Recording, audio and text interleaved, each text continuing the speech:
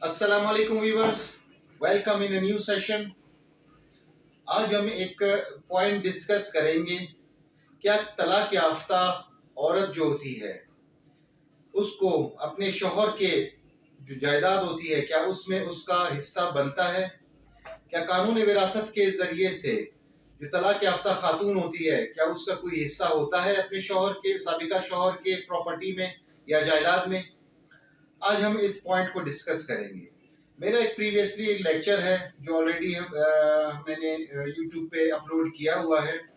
इसमें मैंने आप लोगों से कहा था कि सूरह निसा को जब आप पढ़ेंगे तो आपको तमाम तर जो सवालात की जवाबात है उसी में मिल जाएंगे।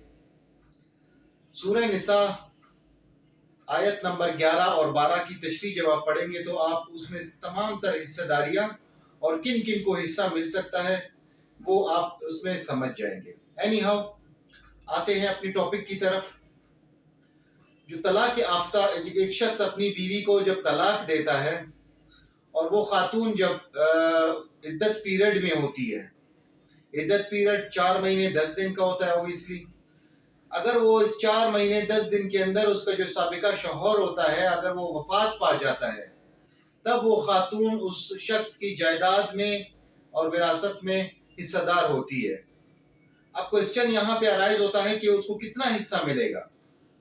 तो उसको हमेशा मैंने यही कहा था कि जो बीवी का हिस्सा होता है उसको वही मिलेगा जो अगर उसकी कोई औलाद है तो उसको 1/8 हिस्सा मिलेगा, यानी कि उस प्रॉपर्टी के तमाम तर हिस्से निकाल देने के बाद जो प्रॉपर्टी बचती है उसके 8 हिस्से किए जाएंगे और उसका जो 8वां हिस्सा होगा तो वो उस औरत को या औरत को मिलेगा।